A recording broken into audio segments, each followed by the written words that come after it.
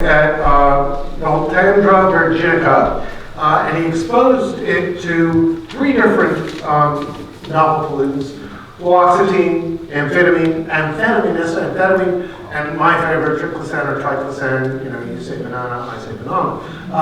But these are important pollutants because they are really untested. Triclosan is among the few that actually there have been regulatory actions on to try and curtail its use. Triclosan is an antibacterial. It was until very recently found in hand soaps and in Purell and in Colgate toothpaste. And it is quite toxic in river and stream environments. Anyway, I would like Matthew just to come up so I can give him a few things. First of all, and most importantly, let's be honest, a check and a thank you.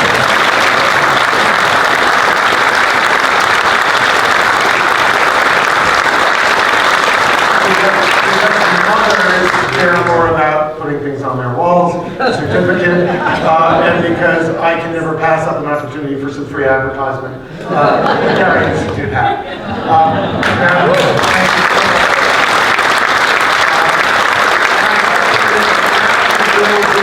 Freshman at Maris, so we're going to have to get him over here on an internship to work in those rivers. So come back soon. Thank you very much.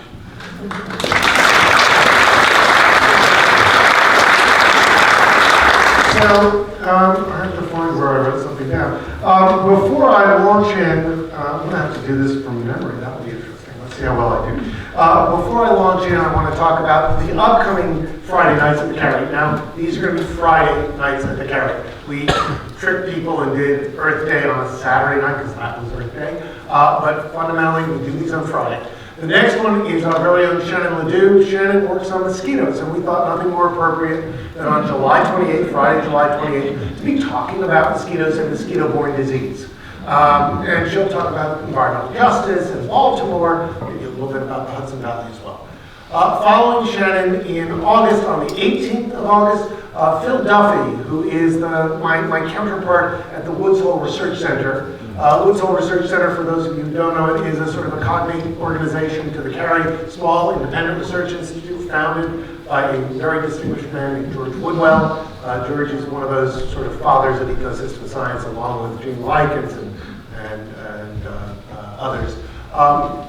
And Phil is going to be, the Woods Hole Research Center, as opposed to Woods Hole Oceanographic, as opposed to the Woods Hole, there's several places in Woods Hole. But the Research Center focuses in two areas, on the Amazon and on the Arctic, and they focus on climate change. And so Phil is going to be talking about looking at the future through a biological lens for two different ecosystems that I hate to say are really good ones to choose for this problem. We're then going to do a climate redux, and we'll have a different perspective. And on, this is where I'm going to get it wrong, September 8th, 9th, whatever that. 8, thank you, Lori. I knew I'd falter. On September 8th, Friday, September 8th, we're going to have Andy Rivkin. Andy is now the climate change reporter for ProPublica, which is one of the most distinguished. They're not old, but they're distinguished. They've had 4 Pulitzer Prizes in 6 years. ProPublica does some of the best investigative journalism, and Andy is their climate reporter. It will be a reprise for Andy, as it is for tonight's speaker, David Haskell. So that was a nice transition. But before I talk about David Haskell, I have to remind people that there is a reason that people have little tags on the back of their seats. Those little tags are their names. And they get those because it is one of the few benefits we can give people when we don't charge for anything. We don't charge for walking on our beautiful property. It's open from April 1st to October 31st. Please avail yourself of our trails. We don't charge for these wonderful lectures. But we do give a nice benefit to the Aldo Leopold Society members for being able to reserve seats.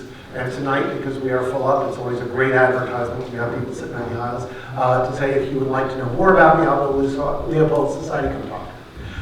Now, let me talk about David Haskell a little bit. I met David last year, I think it was, when he and I served on an advisory committee to the Open Space Institute. He was there for his brains. I was there because I'm a board member of the Open Space Institute. They needed some scientific expertise from a board member. David is a distinguished scientist who's on the faculty of the University of the South at Sewanee. He's a professor of biology and environmental studies. But, and he does a wonderful job of educating and corrupting young minds and getting them into the environmental field as an academic. But I think what he does even more elegantly is right. And his first book, which he came and spoke about in 2013, is called The Forest Unseen. It was a year's watch of nature of 1 yard. And when we first met, he reminded me, because I have age and appropriate memory loss, he reminded me that at that time I had talked to him about one of my favorite ecological papers. In 1918, a man named William Beebe, who, for those of us who have worked at the Wildlife Conservation Society, also known as the New York Zoological Society, Beebe was the first curator of ornithology, but was never there. He was one of the first real field ecologists. And he worked in Trinidad a lot, and in 1917 he published a paper on exploring a tree and a yard of jungle. And it was a sort of a cognate, and it was parallel evolution because David had read the paper before he wrote the book, and so they came up with many similar insights. But it's the idea of having a lens through which, or a narrative through which you tell stories, that I think is remarkable about David's work. I'm not going to say very much about the present book, other than its title, which I again call The Song of Trees, which is lovely. Trees sing. Stories from Nature's Great Connectors. And I just started reading it. I got about a third of the way through, but I always start reading these books so I can find a quote. Now, this quote, I'll keep it to a piece of a page, concerns rain. Now, anybody who's spent time in tropical countries, and I've spent most of my time in dry tropical countries, will know that rain is a really important thing. And it's important in every tropical ecosystem. In the dry tropics, you smell rain coming before you see it. Right? Rain is this remarkable sensory experience. In the wet tropics, you just feel it all the time, right? Until your feet literally turn green. But rain is critically important, and the lack of rain increasingly is driving these ecosystems. And what David said was, rain. Every few hours, rain. Speaking the language unique to this forest, Amazonian rain differs not just in the volume of what it has to tell, 3.5 meters dropped every year, 6 times Gray London's count, but in its vocabulary and syntax. Right? So, that was just a way of saying, I really like words, I really like David's words, and I am honored to welcome you back to the Carey Institute. Thank you for coming.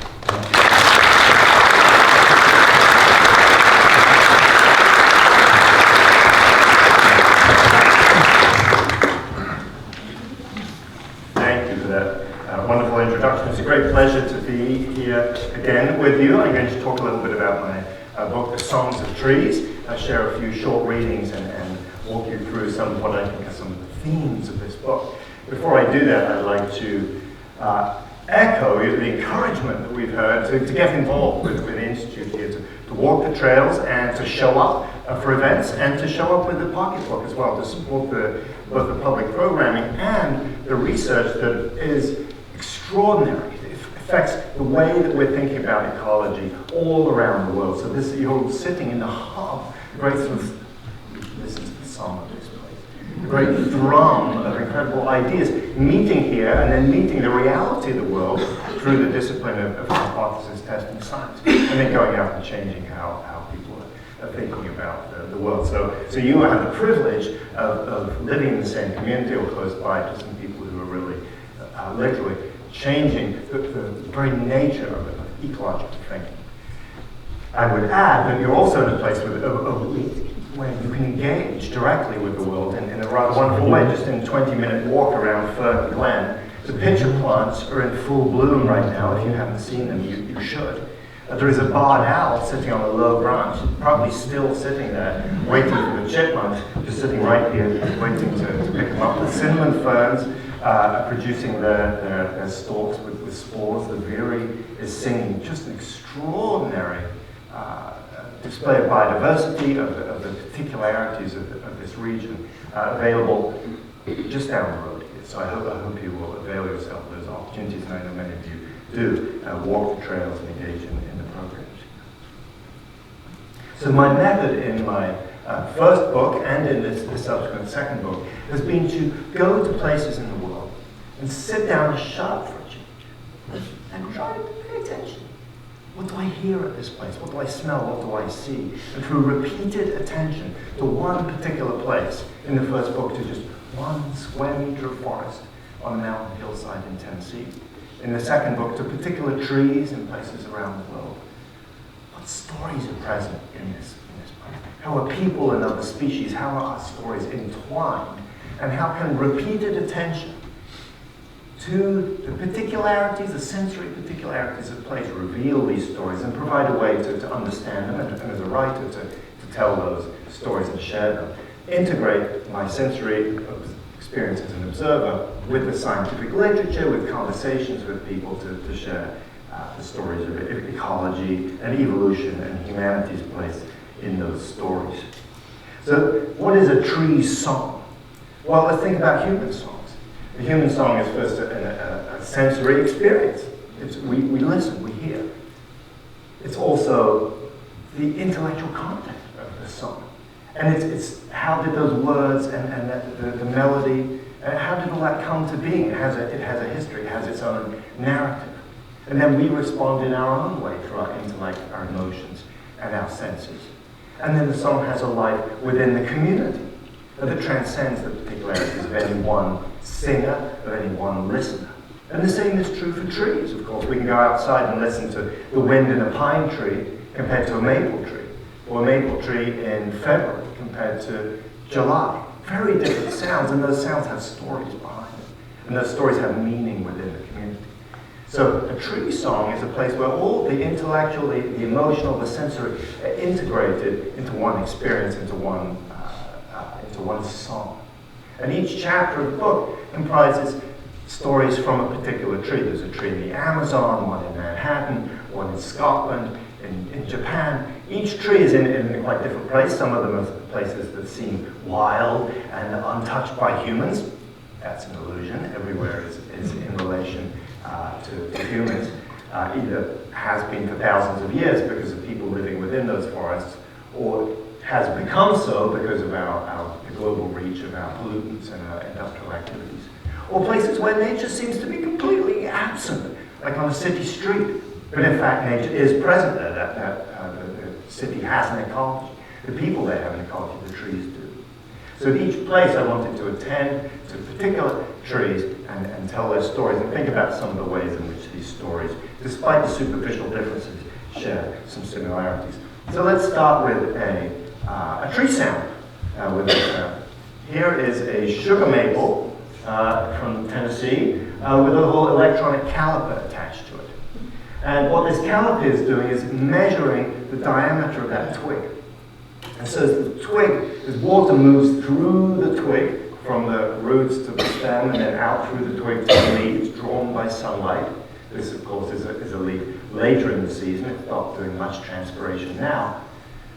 As water moves through that, the twig narrows ever so slightly, by just a fraction of a hair. Just as when we suck on an ice cream or a soda or a Slurpee, the straw draws in by just a tiny little bit. And then at night, the twig expands, it rehydrates. Water moves in, the cells fatten up just a bit, and the twig gets fatter. And so the twig has a daily pulse, if you like. Thinner during the day, particularly during the times of most active transpiration, when the sun is beating on the leaves and the stomata are open and water is flowing freely through the leaf, and the stem drawn inward, and then at night outward. So this pulse has a beat of one beat every 24 hours. Unlike the pulse, of course, in our veins and arteries, that hopefully is a little more elevated than one for 24 hours. But same principle, right? So water moving through a vascular system, very different, of a different design, but still a pulse. So what I've done is, let me explain. Crazy piano music is coming. So that was my piano practice from this morning. What you'll hear in a moment is the twig sound. What I've done is converted a measurement every 2 hours on this, so this little electronic caliper reports back to a microchip that says, it takes the measurement, how fat is the twig, converted that into an electronic piano note. Bing, boom, boom, boom. And the higher the note, the fatter the twig. And so you'll hear a daily cycle of the notes going up as the twig fattens during the night, and then down during the day as the sun, and then up and down. The other thing you'll hear, because this recording was made in the spring, was that the twig over the days adds girth, it fattens up, because it's adding wood. This twig is not going to remain a twig. It will either weaken and die and fall off and become part of the soil community, or it will fatten up into a stout little twig and then a little branch within a branch, and then perhaps even part of the main trunk of the tree. And this happens through the accretion of wood, just tiny little slivers, tiny little layers, day by day. And this caliper will measure that, and what I've done is sonify that data so we can now hear the heartbeat of a twig, or the vascular beat, if you like, the xylem beat of a twig. So listen for the daily up and down, and then the increase through the week. And I've sped up this week to last just a few seconds.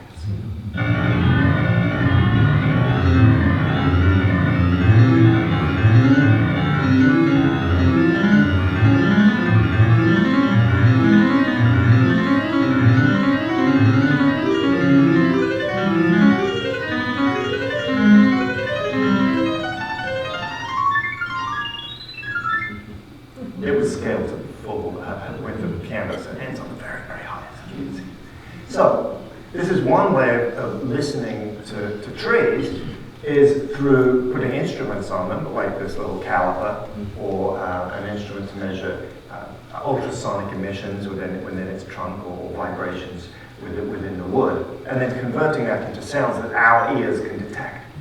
Because when we walk through the woods, it seems so quiet often, and yet the woods are pulsing with this daily pulse of twigs. A plant is a very dynamic being. The water moves through the twigs and then ceases its movement and then moves again. So next time you're walking in the woods, listen to that and cast your imagination into that dynamism of the twigs. And listen to the woods in a new way, because there's a heartbeat, there's a pulse going on there. And we can speed it up and listen to it as sort of crazy electronic piano music, but more than that, we can experience it in the forest and use our knowledge of the physiology of these plants to draw our imaginations into the inner world of the plant. Now, what is this maple leaf? What are we actually listening to? The traditional way of talking about this is, well, here's a maple tree. Here's a sugar maple. So let's explore that a little bit. What I did was take this as a more intrusive experiment. I took a leaf and sliced it up with a razor blade, after having washed it in alcohol and bleach to kill all the superficial fungi that were on the surface. So what I want to do is take this and put it on a petri dish and see what will emerge from within the leaf.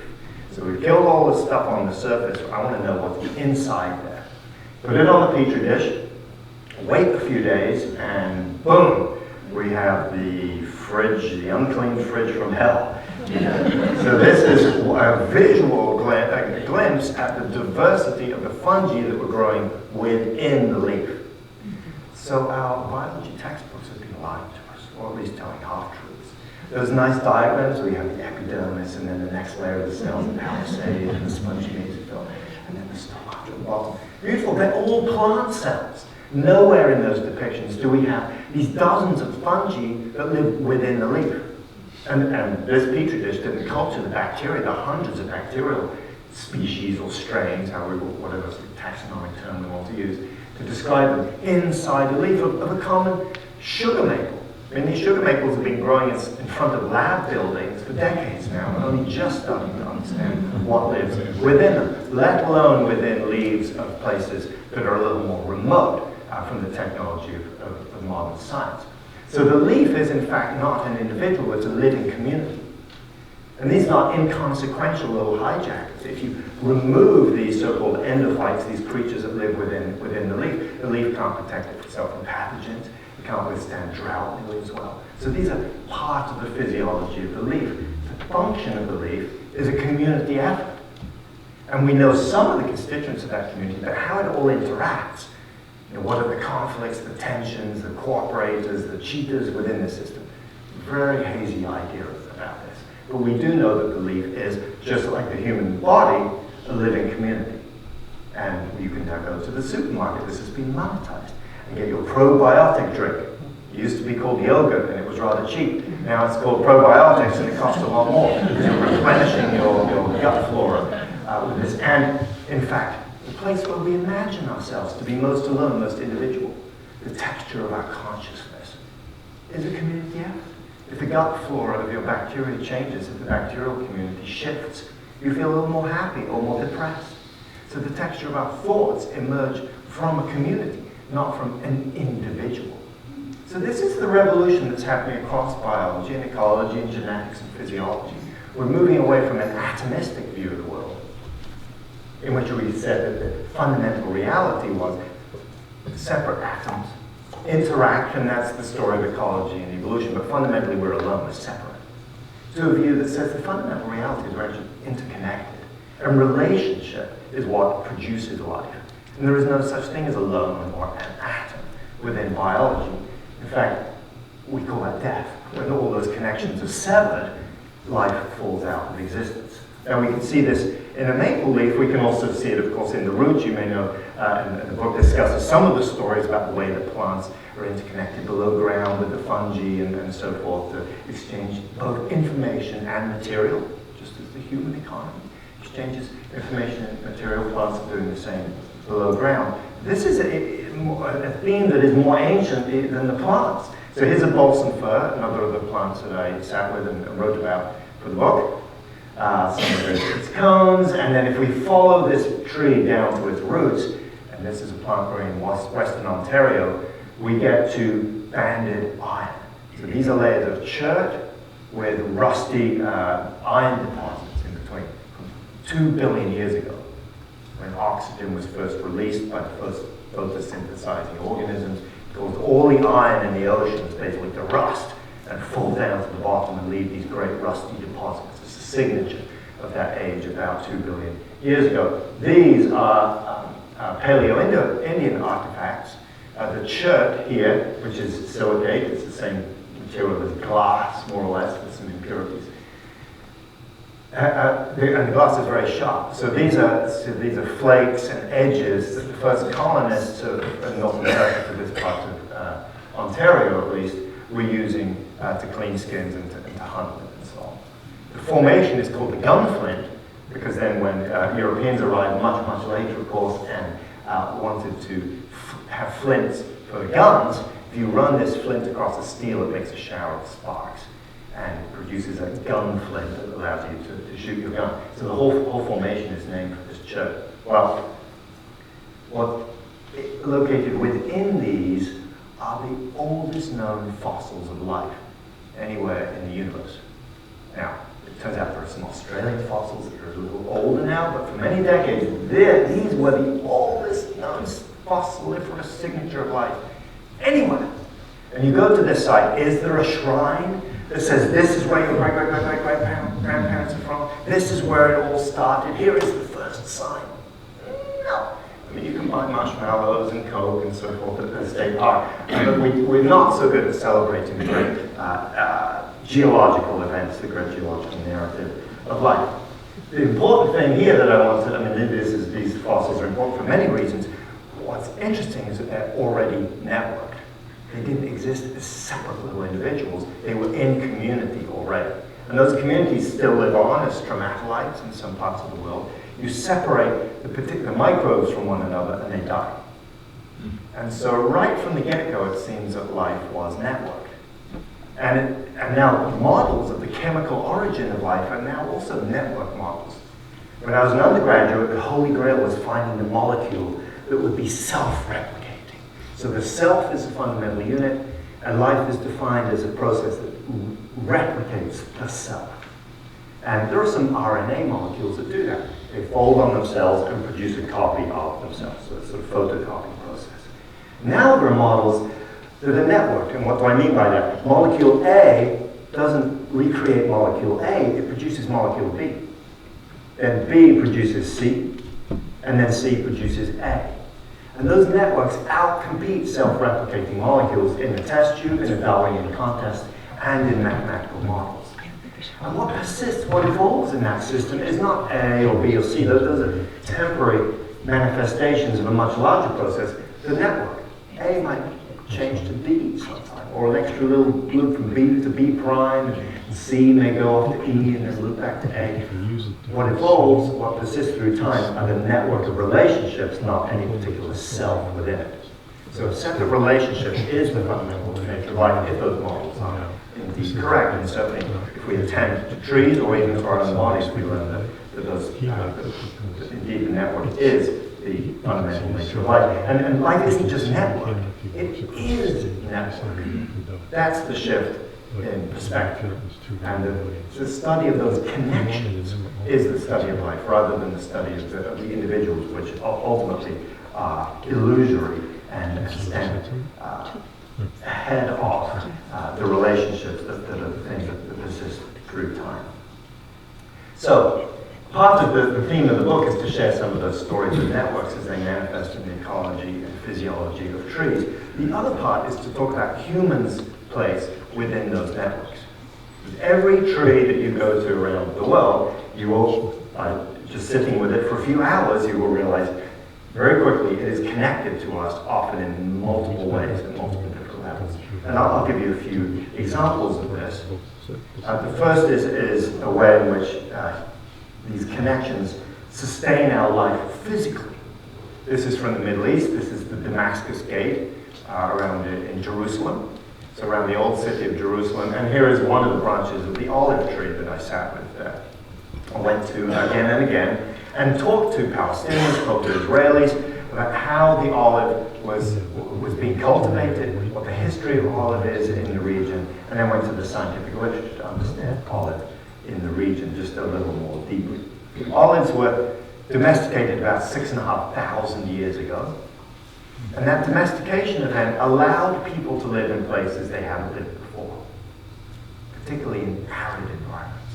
Because the olive is a tree that will thrive and produce incredibly energy-dense food for humans, olive oil, which is more energy-dense even than red meat, which is a pretty energy-dense substance, in places where it might stop raining for 9 months out of the year, and even for a couple of years at a time. The olives will persist and allow, if they are helped by humans through orchard management, allow people to live in environments that previously were very inhospitable to humans. Now you can you can access some of that history by digging down into the mud deposits of the Dead Sea. So the Dead Sea, if you imagine the Mediterranean, the very eastern edge of the Mediterranean is Israel. You go further east, you hit the Dead Sea, and you cross the Dead Sea to Jordan. And Syria is just to the north of that. Here we're standing on the West Bank side, looking across at Jordan, and these are the mud deposits left by the Dead Sea as it is slowly disappearing. So the rivers upstream are being overdrawn for agriculture, so the Dead Sea is shrinking year by year. Each one of these is almost like a yearly part of the Dead Sea going down and down and down. And as these mud deposits are being uncovered, geologists and paleontologists can go in and take mud samples, in fact take cores, to go right the way down into the deepest mud deposits and piece together the remains of the pollen of the plants that lived in this region over thousands of years. Because the pollen from the Jerusalem hills blows out to the Dead Sea and then settles into the water and then settles in the mud. And so the mud that's 6,500 years old, suddenly you see a spike in olive pollen. Because olives were growing wild, they were dispersed mostly by pigeons around the Mediterranean, and then people decided, oh, this is good food, we're going to pick out the olives that have the fattest, oiliest fruit and cultivate those. And so olives started spreading all around the Mediterranean, particularly in this region, and olive pollen really shows up in the mud. And then since then, olive pollen has gone up and down, based on two factors. The first is drought.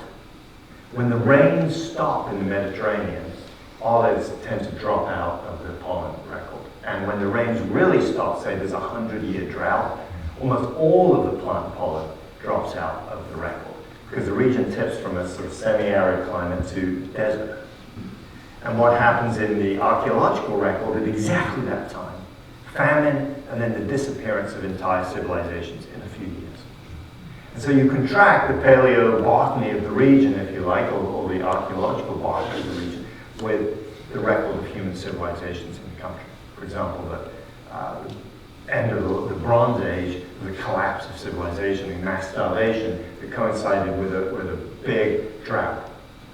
It seems that that drought was driven by processes on the other side of the world. The world was warming a little bit. Greenland was melting and letting cool water into the Atlantic. The changed rainfall patterns in the Mediterranean created a drought here. What does that remind us of? Oh, now. Greenland is melting, and this part of the world is at the very top of all the global rankings of which parts of the world are going to have the most water stress in the coming decades. So already water is in very short supply in Israel, in Jordan, in Syria, and it's going to get worse. All the projections that we know of, either from the long term, the sort of 1,000-year history, or from climate models looking forward from the present moment, show that water is becoming more stressed in this region. So drought is one of the drivers of the rise and fall of olive pollen, and then the rise and fall of human civilizations.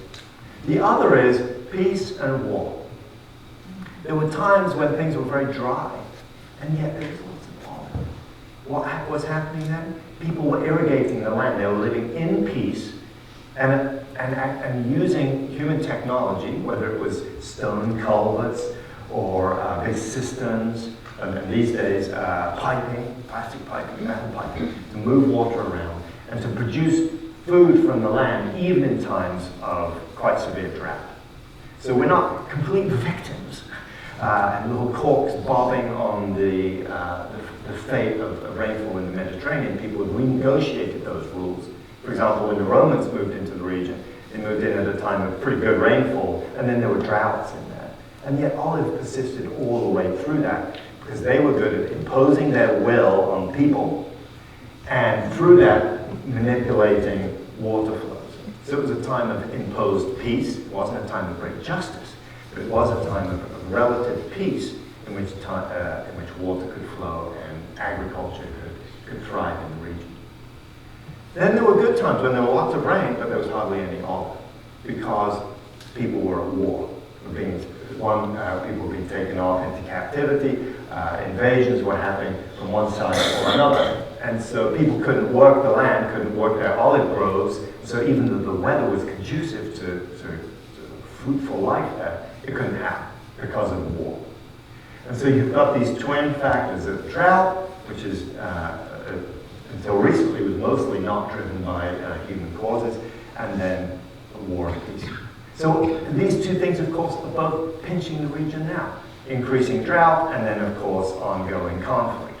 And during my time in Israel and the West Bank, I visited with Israeli farmers who found one path forward through this. And this is highly technified olive agriculture. Planting olive trees very close to one another. Irrigating them with wastewater from sewage treatment plants, with drip irrigation pipes, and producing phenomenal yields in very small patches of land. This works if you have access to water, if you have access to technology like drip irrigation pipes, and access to money to take out a loan to buy this modified grape harvester that drives down the roads. Those olive trees are a little bit taller than I am, so this is a monstrous machine that comes, picks the olives, and then spits them all out into a big dump truck that takes them to the press.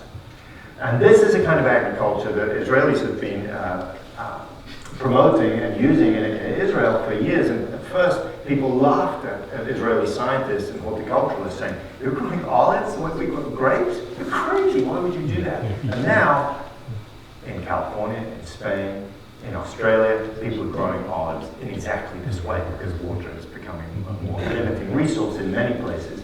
So this technological innovation is one way in which people can renegotiate the relationship with the rains. And it's no coincidence that the gods of the region, the Baal, the supposedly false god, was the cloud bride, the bringer of rain. So supposedly Baal moved out of the picture many centuries ago because of Elijah, but it turns out Baal still rules the region. You go to the markets, and both Israeli and Arab fruit vendors will call anything that is rain-fed, they'll call it Baal fruit. But if you ask, is that the god Baal? No, absolutely not. Worshipping Baal gets you in trouble in California. So here's a cut open part of a drip irrigation pipe. Now, the other kind of agriculture that is trying to find a way to the future is in the West Bank, that is mostly behind this kind of a barrier, or 12-foot concrete walls, because the West Bank has been, just this week is the 50th anniversary of the Six-Day War, and Israel has held these lands under military occupation without turning them officially into the State of Israel for the last 50 years. And of course there have been intifadas and suicide bombers, and so a lot of wall building to defend Israel against what is both a perceived and a real threat from the West Bank. Now, if your olive grove is behind this, you've got a problem, because that olive grove takes a lot of labor to keep it in good shape.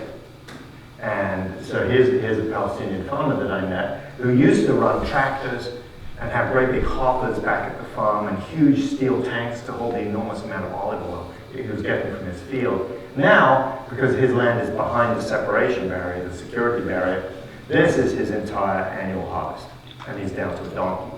And so he said, whatever we do, it makes no difference. There is no hope here. And here he is coming back through the checkpoint with his donkey.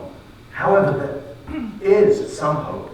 In some of these fields, this is one of the fields, people are still tending olives. This is on the Palestinian side of the separation barrier, so these are families that can get into their fields. And they're harvesting by hand, so very labor intensive, using old genotypes of olive trees that don't depend on irrigation. If you planted the modern types in these fields, they'd wither and die. These ones are adapted to drought. And pruning, you can see here they're pruning by hand as well as picking by hand. The constraint is, how do you then get that olive oil to market when you're in the West Bank, which is circled by barbed wire and all sorts of security checks, and it's very hard to get goods out of there. The way they're doing that is by certifying fields as fair trade and organic, which is something that people in the US and in some parts of Western Europe will pay a premium for, to get olive oil out of the West Bank and for this agriculture to be financially viable. And this was, in some regions, this is the only source of income for these people. And it's coming from using the ancient genotypes of olives in the way that people have been tending them for thousands of years. So that's another path to the future if technology and water are not so available to people. The interesting thing in these trees is they also serve as a nexus for culture. When people are picking olives, they're in the tree together, picking olives and throwing them onto tops on the ground, and then taking them off to the tractors or the donkeys. And in the tree, thousands and thousands of words or stories are exchanged. So by the time an olive grove has been picked, a lot of news has been exchanged about the nature of the land, what's happening with people's families, what's happening politically, and so forth. So the olive tree is a tree that is drawing people together in community. And what the fair trade movement, the organic movement, has done in this region is amplify that. It's not just the olive tree that is a nexus of conversation and connection, but say the Palestine Fair Trade Association that's drawing together farmers who previously wouldn't speak to each other into cooperative action to try and access markets outside the West Bank. So both on the Israeli side of the separation walls and the Palestinian side, olives are still critical to the economy of the region and connecting people back to the land.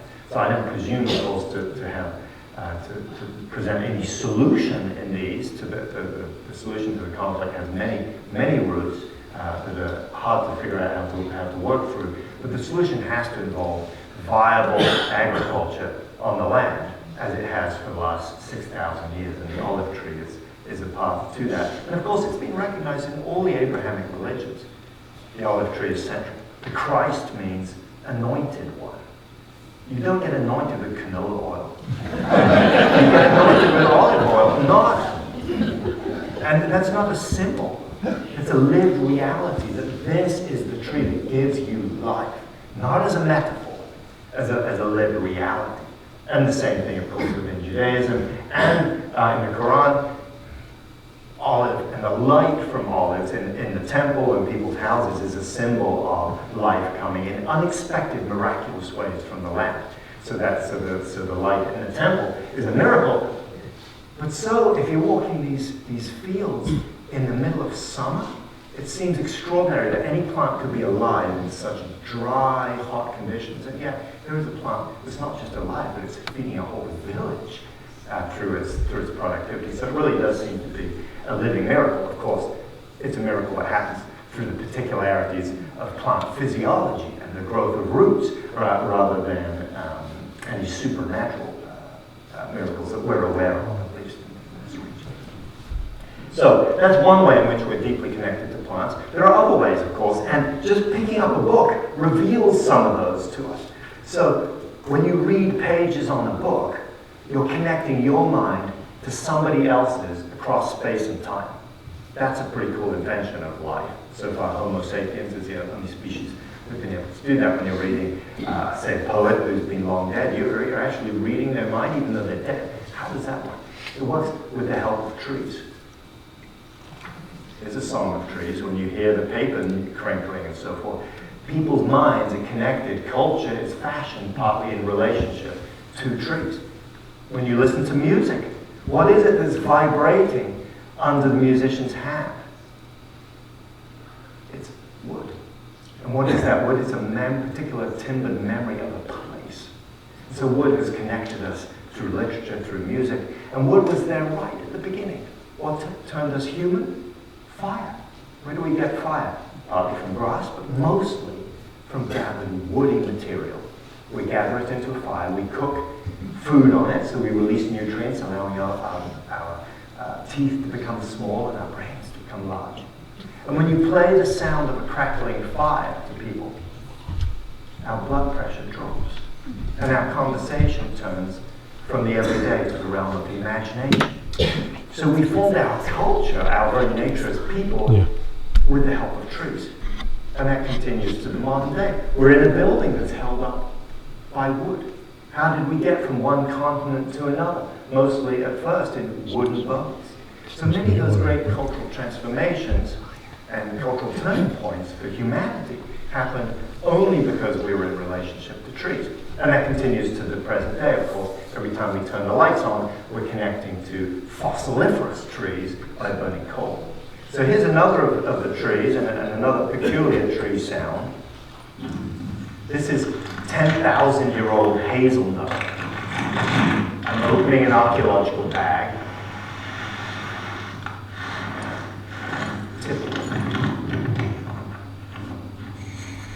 Shaking the petri dish. So an archaeological bag opened, turned onto the petri dish, and here we're examining it. And these hazelnuts look as if they just came from a campfire from yesterday. They're 10,000-year-old.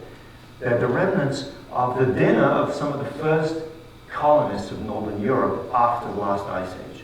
So from Scotland was covered in glaciers. As the glaciers retreated, people moved and colonized that land, and they did so only because there were hazels there. And it's possible that people brought the hazels with them. Hazel grows in very dense clusters. It can be cut for firewood. All of the firewood from these ancient Mesolithic campsites was from hazel trees. Almost all of the ground of every single structure was covered in a layer of hazel shell this deep. Because this was the staple crop. This was before the Neolithic Revolution, when people were cultivating annual crops. This was the calorific foundation of Northern Europeans. And in fact, archaeologists refer to this time as the age of hazelnut. We don't need to be talking about the age of mammals and the Iron Age. So this is the hazelnut age. I want to go back and live in that time. So these hazelnuts were preserved because they were burned, and of course when you burn wood, you turn it mostly to carbon, so the fungi in the soil can't decompose it. This was uncovered during a road excavation in Scotland. They were replacing the First and Fourth Bridge, and they dug up a Mesolithic campsite. So the road engineers were unhappy, because this means a delay. The archaeologists were delighted, because this is really, really interesting site. So it turns out this is right across the Firth of Forth from this, Longannon, one of Europe's largest coal-fired power plants. And of course, coal, we know now, is changing global climate. It's been part of the economy of this part of Scotland for hundreds of years. Before the Industrial Revolution, people were digging up coal and using it to dry out salt. And then as the Industrial Revolution got going, the mines got bigger and bigger. So we live in relationship to fossil trees all the time. What are we replacing this with? This Longannon coal power plant just closed a few months ago.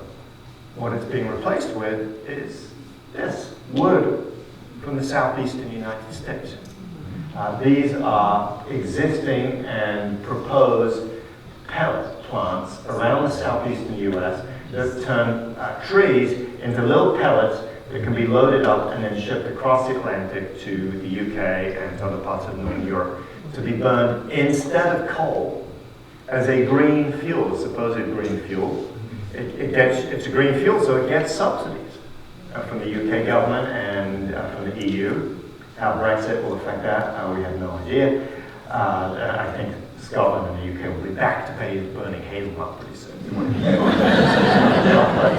That's just an opinion of someone who has family over there. So what's happening now is that these pellet plants are exporting American biomass to Northern Europe to green up the economy in Northern Europe. It's of course very controversial. Because depending on how you do the calculations and what kind of forest is being cut down to make these pellets, you're better off burning coal from a carbon perspective and certainly from a biologist perspective. And then there are other, say, a very well-managed log-welly pine plantation can actually beat coal by quite a bit in terms of carbon emissions.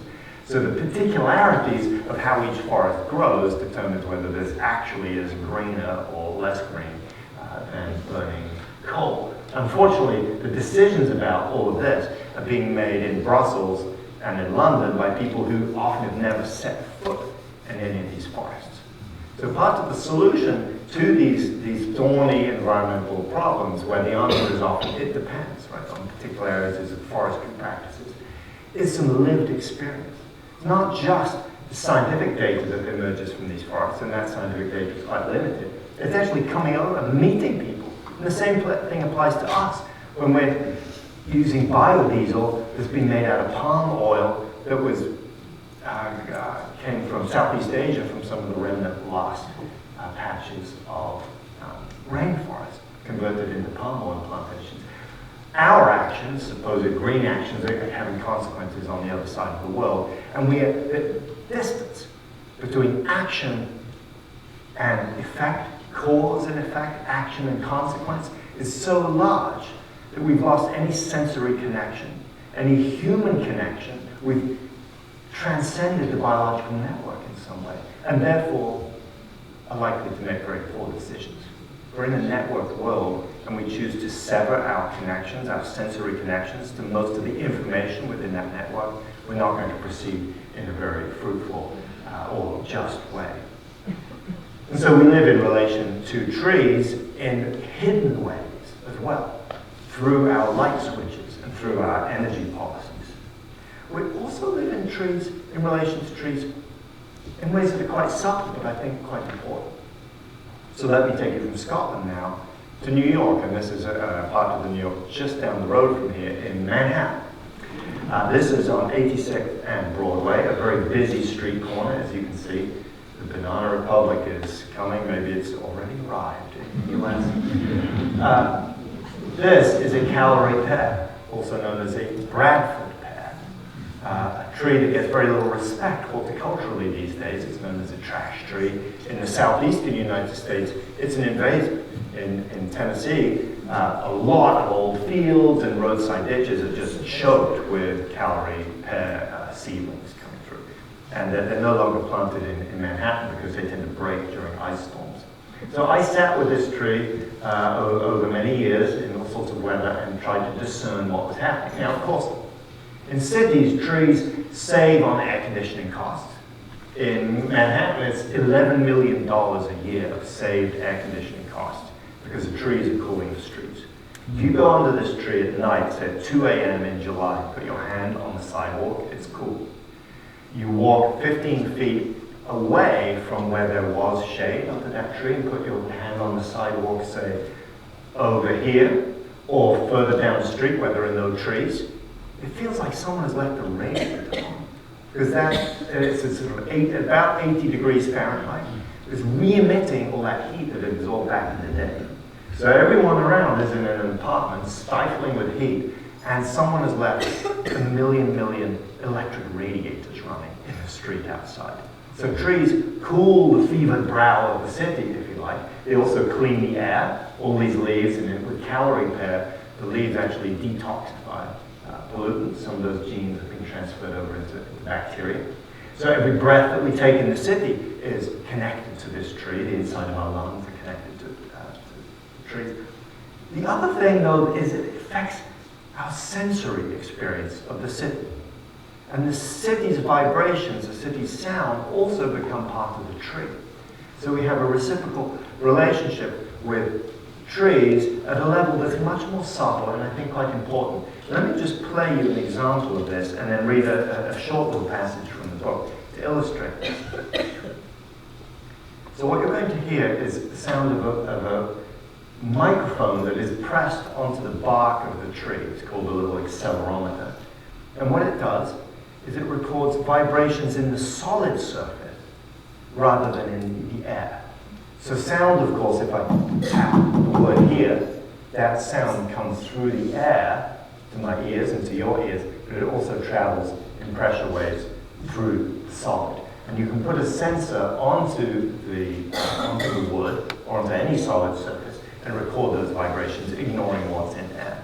So what you'll hear here is what's happening inside the tree in terms of vibrations in the city. And you'll hear some notes of sparrows, and then you'll hear a screeching, rumbling sound, which is the sound of the subway train 2 flights of stairs underneath this tree, actually shaking the tree itself. Sparrows. Here comes the train. Hear the squeal. So that's inside the tree itself. So the tree is through, it doesn't have ears, of course, but in its woods, all its cells are shaken by the passage of the subway. And then as we walk around the tree, we hear the city in a different way because the tree is there. So let me share just a few paragraphs that describe some of that process. And I start with the sensor pressed into the bark. The bark pressed sensor records sound vibrations in the solid parts of the tree, ignoring waves in air. Human voices tickle the upper surface of the bark, leaving a ghostly imprint in the recording. Our words tremble and dissipate in the bark sponge. The vibratory world of the tree, the sounds that flow through its being, is dominated by more forceful talkers than humans. The 7th Avenue Express hammers through a buried subway track 10 paces east of the tree on lines 2 flights of stairs under the street surface. The slamming clatter of wheel on metal track, so familiar to the ears of strap hangers, flows root-wise into the tree, shaking the wood just a fraction of a second before the sound spurts from the street grating into air. These movements become part of the tree. The city dwells within the pair. When the plant is shaken, it grows more roots, investing proportionally more of its bodily resources in anchorage. Roots stiffen, making them more resistant to sway and bend. Their lengthwise strength increases also, ropes adding extra strands of cellulose and lignin. A city tree therefore clings more tightly to the earth than its countryside cousins. Tree trunks respond to movement by thickening their girth. Inside, the cells that compose wood grow more densely the stouter walls. Nietzsche's maxim, "From the war school of life, what doesn't kill me makes me stronger," might be revised, stepping away from individuality. From the relationship school of life, What doesn't kill me becomes part of me, erasing another boundary. Flexure of a tree brings inside what was outside. Wood is an embodied conversation between plant life, shudder of ground, and yaw of wind. A beer truck parks in front of the tree, and I feel the throb of its diesel engine as a gut pulse and a growling throat reflex. The driver slams up the metal cargo shutters, playing my skull like a washboard. My eyes blink. My vision swims for a millisecond under the smack of corrugated reverberation. The lower frequencies of the truck's engine passed through and around the tree's leaves unimpeded, like ocean swell passing over seagrass stem. Higher notes, the tight riffs of a saxophone busker on the street, the brake yip of a delivery bike before it runs the red light, a woman's laugh of delight into her ear-pressed phone, the piping note of an agitated sparrow. These higher frequency sounds roll out in centimeter-long pressure waves, the size of pear leaves or smaller. Thousands of leaves act as wax-glazed reflectors, vaulting the sidewalk, a dome in which the upper registers of the city's sounds are cupped and retained, while the bass runs away. It's a subtle change in timber, but as I tread the concrete slabs, I hear a lightness under the trees, a flick of bright sound. In spaces between plantings, the acoustic surface loses its gilding. Sounds fly as if released in a wide hall. In a few paces in Manhattan, we traverse glade and canyon. I feel this on my skin more than hear it in my ears, a wavering breeze of sound. So our sensory experience of the city is created and modulated by whether there are trees on the street or not. And of course we know this also through taste. As you're walking down the street and tasting the air, whether you're aware of it or not, when you walk under a tree, you get a little mouthful of tree. When you walk into a park, you take a great gulp of grass and of vegetation, foliage. And then when you're on a street or a block or several blocks that have no trees whatsoever, your sensory experience on the mouth and the ear is completely different. And so what New York has done is through the Million Trees Project that has been planting trees around the cities, tried to bring those things into our awareness. And it turns out if you plant a city tree, just municipal workers plant it, and then come back 10 years later, there's about a 50-50 chance that tree will still be alive. Excessive dog poop, drought, people chaining their bikes, people running over the curb with their wheels and so forth will take out half of the trees. But if you plant that tree by involving people from the neighborhood, inviting them to the plant, and putting a little tag on the tree that says, "Hello, I'm a London plane tree. I'd appreciate it if your dog didn't poop here. And if it's a hot summer, I'd like a few gallons of water a week. And don't chain your bike to me." The probability of survival of that tree goes up to nearly 100% over 10 years. So these connections sometimes seem very esoteric, the taste of air as we walk down the street and the vibrations in the trunk. But in fact, they give life to the tree. Literally give life to the tree by giving it a place within the human social network, within our awareness. When we befriend a tree, when we name a tree, we increase its probability of survival. And of course, the trees also increase our probability of survival in the city. What the city has done is mapped out that asthma rates, asthma hospitalization rates are very high because of poor air quality, and where there are no trees. And where those two maps line up, whole blocks get replanted with trees. So this circumvents the problem of people on blocks with no trees never call the tree department, right? Because it's not on the radar screen. And folks who live in already leafy parts of town, if something happens to a tree, they call up and say, "Yeah, trees come down." This is getting ahead of that and saying in a proactive way, where can we enhance human well-being by planting blocks with trees? And this connection happens at multiple different levels. One of the things I learned on this street corner is that the tree diversifies movement on the street. A New York street sidewalk that has no trees on it is a fast-flowing river. There is one kind of movement that's possible there, forward. If you stop, turn in the wrong way, you are flat, your elbow out of the way. Some of you may all have experienced it.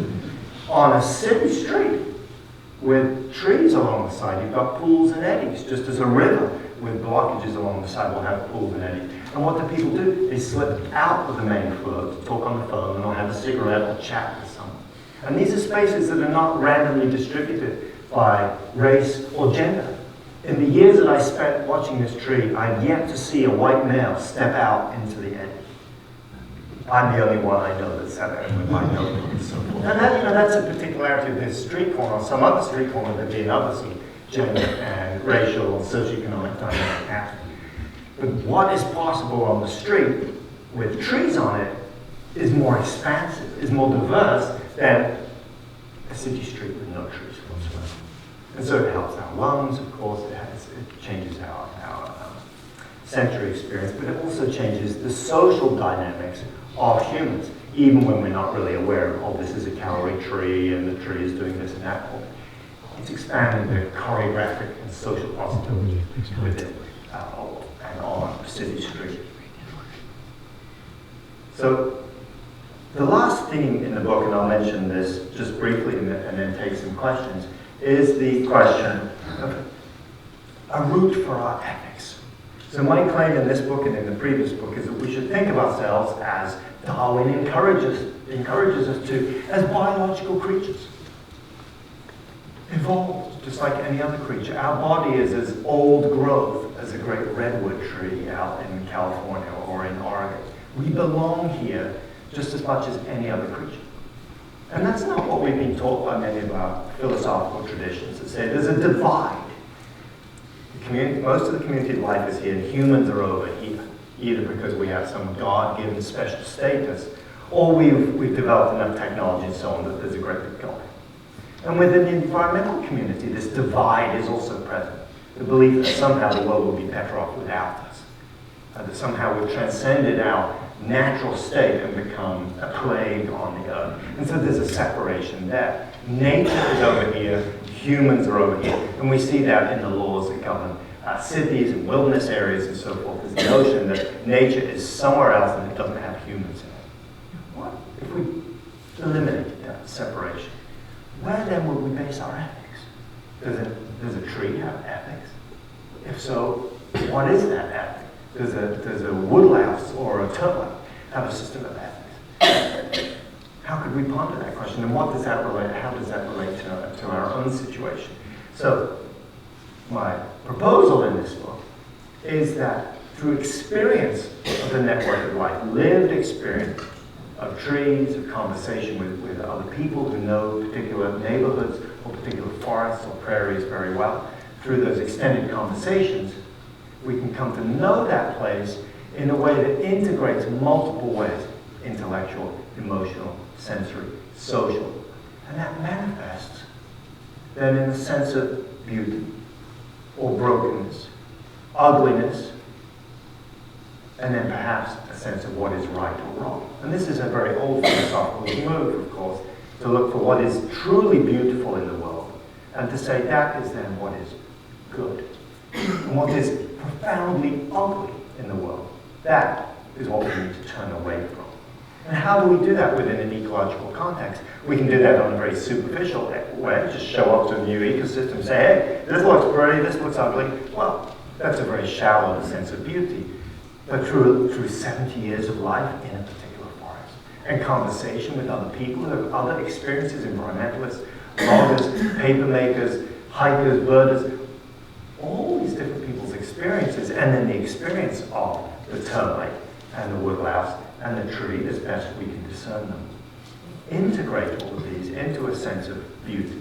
It's a place where we can root our ethics. And of course, this is an idea that is present in many different cultures. One of the trees that I visited, and in fact the book starts with this tree, is a sabo tree in the Amazon rainforest. Now here is Dawn the sabo. At the very top of this tree, we're looking out over all the other rainforest trees, and we hear an exaltation of biodiversity, a sonic exaltation. This is the most biodiverse place we know of in the planet. And this is what it sounds like when the sun is just emerging.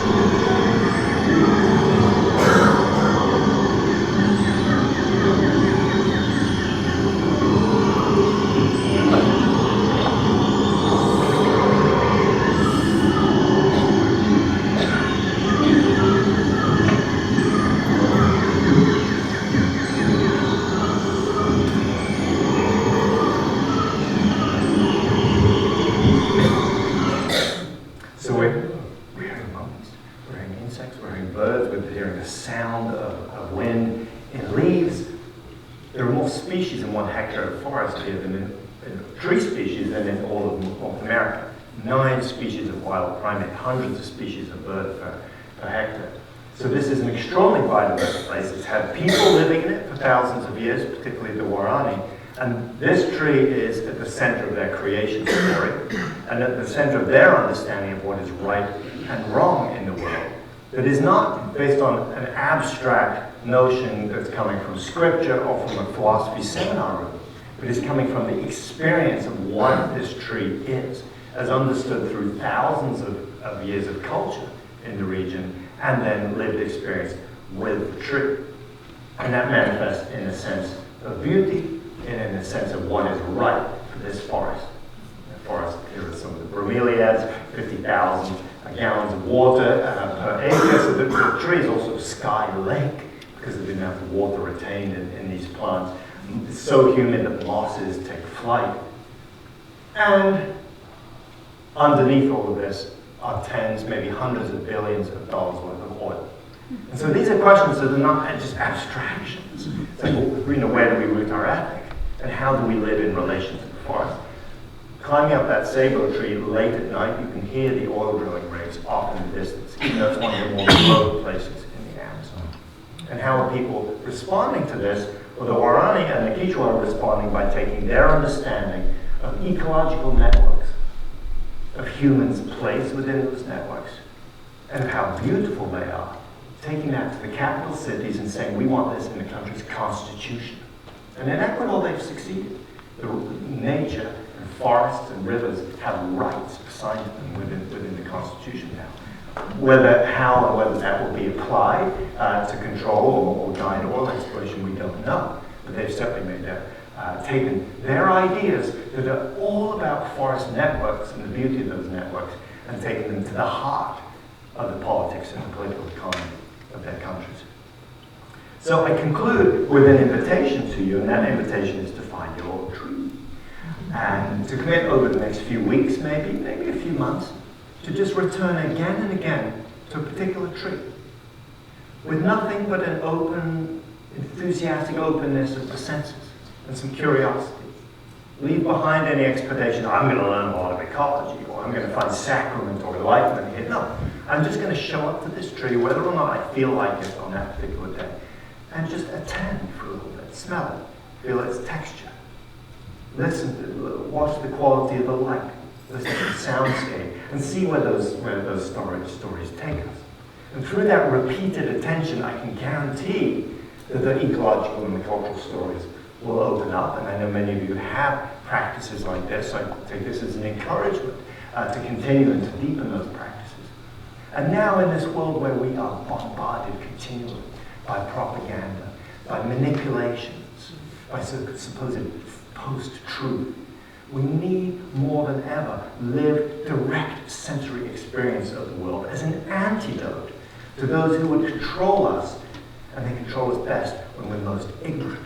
And this applies across the political spectrum, whether it's environmental movements or politics in this country or beyond at the moment. We need to be out listening to one another, and I would argue to the trees, to discern out the right path forward, integrating that lived experience with the more abstract knowledge that we gain from the very powerful methods of economic analysis and scientific analysis. The objectivity of science needs the subjectivity of experience to become whole. So I leave you with a short assignment, maybe a long assignment for a lifetime, is to pick a tree and attempt to befriend it and see where that will take you. I thank you very much.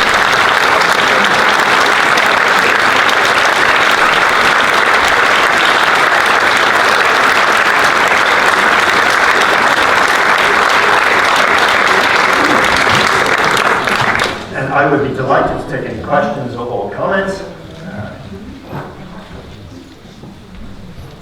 Yes? There are so many things that connect us that are unseen and unrealized, and in our daily lives we're so busy just trying to survive sometimes. But how do we, what are your insights into how to get people to think about their responsibility to these unseen networks? Yeah, so the question is, there are lots of unseen connections, and how do we encourage people to connect those and to embrace some of the responsibility that comes through that? I would say some of those unseen things we can only access through our imaginations. For example, the hidden world of microbial genetics. We can learn about that through reading scientific papers and newspaper articles about it. We can detect it, vague shadows of it, by smelling the soil. Become a sommelier of soil.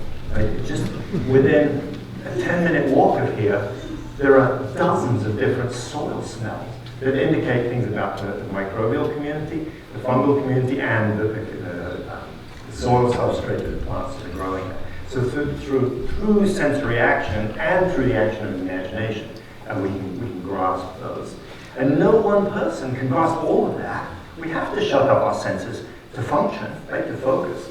So the trick is to commit to a particular practice and see where it leads us. And I think we commit to that practice first for ourselves, and then as an invitation to other people, rather than saying, this is what you must do in order to find wisdom here. So this has been helpful for me. I invite you into that practice. And for some people, it may be completely inappropriate. Their way of engaging with the world may be some very different way, and that's, of course, just fine. And so I don't think we can control how this will go. We can control where we direct our own attention.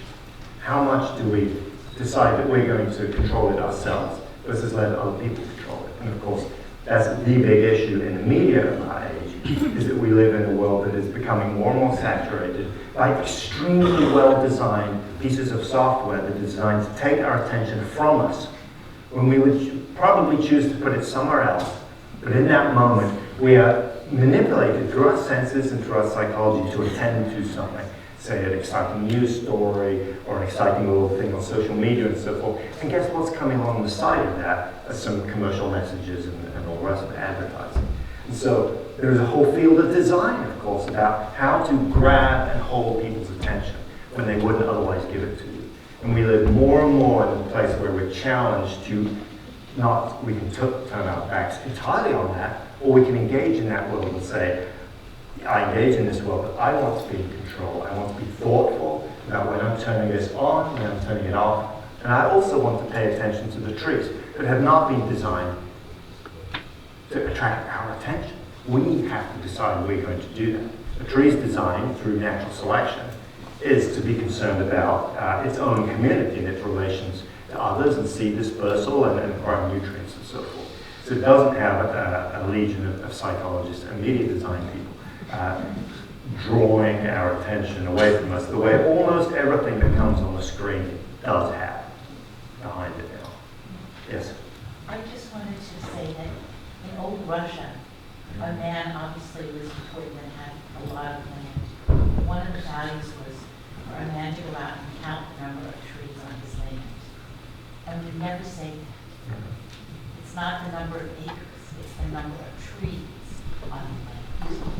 Yeah, and so in that process of counting trees on the land, part of the result of that, of course, is a number. But beyond that, in doing that, imagine what it would take to count all the trees, say, on the land here at the Institute. After you've done that, you would know so much about the animals here, the relationships, and which parts of the land are wet or moist and easy to get to or not. You would learn an awful lot through that practice. So many of these practices and rituals are more than they seem, of course, and that's part of the point of a ritual, is to draw us into a practice that will uncenter us in some way and show us the unexpected. I hadn't heard of that practice of enumerating trees as a way of understanding and belonging to the land. Yes? I was wondering if you had any thought about which tree it was in the Garden of Eden that they Yes, the which tree was in the Garden of Eden. Well, we talk about it as an apple. I've heard historians say it's more likely to have been a pomegranate. Not an olive. Not an olive, no. So the tree of the knowledge of good and evil is one of the many trees that appears in creation stories, of course. It is a story that emerged from a particular time and place and is highly gendered story. Who gets the blame for that?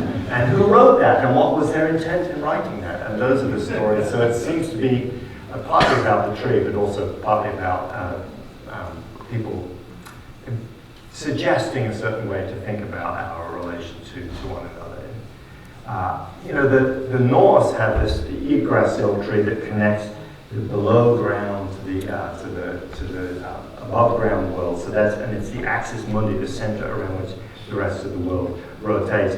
The Buddha was enlightened under a tree. We have the tree of the knowledge of good and evil. What did the crucifixion happen on? Wood. So a tree as well. So trees pop up again and again at the very center of these human stories of transformation. And in this case, of the fall. So the crucifixion is a kind of fall or redemption from the original fall. So the tree is present everywhere. And I think it's not just because trees are big and impressive, is that we understand that trees are critically important to our functioning as a culture and our survival as heterotrophic organisms in the world. We depend on these others, even though that dependence is also partly one of the conflict of clearing trees to make land available for agriculture and so forth, but always in relation to the tree. I think that's a good place to end. It is a little late, and it is a beautiful Friday night. Yet again, the Carrie speakers have proven that science is dry and boring. David, that was wonderful. It was spiritual.